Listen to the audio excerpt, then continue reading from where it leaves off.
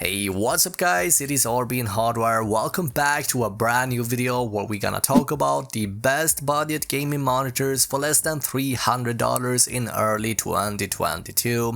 So I haven't actually posted a video covering the best budget monitors in almost a year now. I've seen a couple of comments asking about it, so I figured let's do a video covering specifically budget oriented monitors focusing on 1080p and 1440p. Now right now there is so many to choose from, which can make it quite difficult knowing which ones to consider and which ones to avoid. Anyway, in case you find anything you like, all monitors can be found linked up down below. With that said, let's jump over my first recommendation, coming in at $199 USD. So for my 1080p recommendation, we find a 24-inch 144Hz IPS monitor with a 1920 by 1080p or Full HD resolution. This is the most common size for Full HD monitors. In fact, 1080p looks fantastic on 24 inches as it gives you high enough PPI or pixels per inch to make the image feel nice and crispy, and your eyes won't really be able to notice individual pixels on the screen.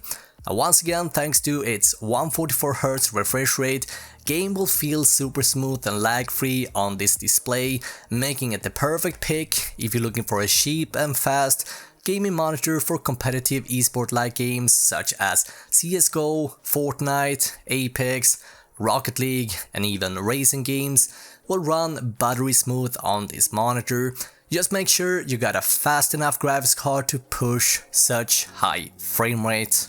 Now, if you aren't sure whether your GPU is powerful enough, simply Google your graphics card name followed by game and benchmark. Now, I got tons of videos covering the best budget GPU worth considering if you are in need of an upgrade.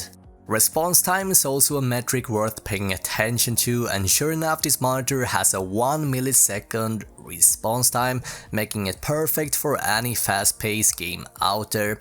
Furthermore, let's quickly discuss the panel types. So there are three different types of panels to keep track on. We got VA, IPS and TN. All three got their pros and cons, but generally all three are being used in gaming monitors these days.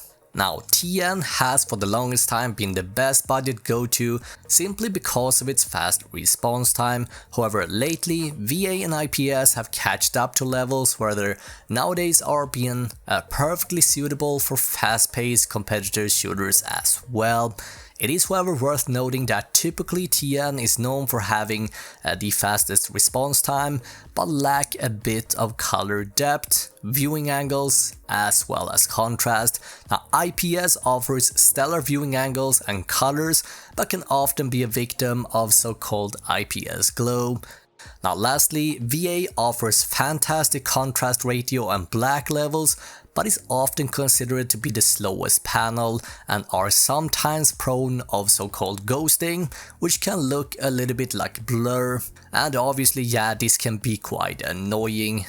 Anyway, generally I prefer IPS because they typically offers the best viewing angles and colors and usually trump both TN and VAs in this department.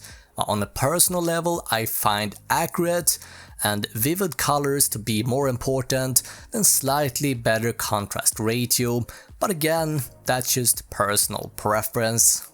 Now, as for ports, we find one VGA, one DisplayPort, as well as two HDMIs. Lastly, in terms of stand, we find everything you could possibly ask for here. Height, pivot, tilt, as well as swivel. If you're looking for a 1080p high refresh rate monitor for gaming and you got about $200 to spend, this will be my go-to recommendation. Let's move on and talk about my second recommendation. If you're looking for a cheap and affordable 1440p monitor, this is hands down the one to get, and let me tell you why. This is the Gigabyte M27Q, and it measures 27 inches at 2560 by 1440, better known as 1440p or 2K. Now 27 inches are perfect for this type of resolution, as it gives you that nice and crisp image with high enough PPI for the eyes to not be able to spot individual pixels on the screen. Now for refresh rate, we find a rapid fast 170Hz display, and the panel type is IPS, which means that viewing angles and colors will look amazing on this display. Now keep in mind guys, in order to take advantage of this 170Hz display, you need a GPU powerful enough to push 170 FPS.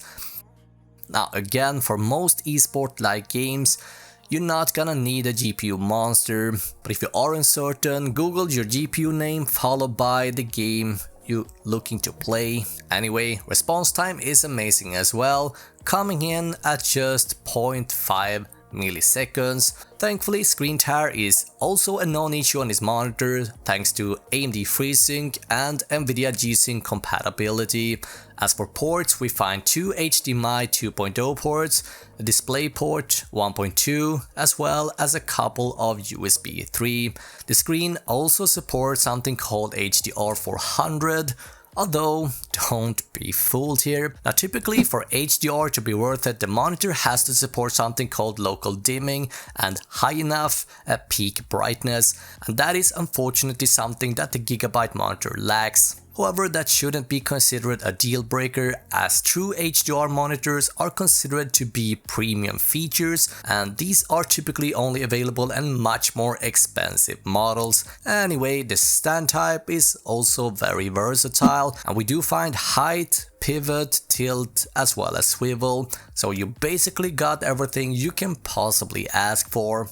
Now, as you can hear by now guys, everything is pretty much bells and whistles here. The M27Q beats pretty much any 1440p monitor out there at this price range. Now thanks to fantastic viewing angles, a rapid fast 170Hz display, quick response time, and great contrast. And what's cool here is that the monitor also works great for productivity, as it has a wide color gamut with an sRGB mode.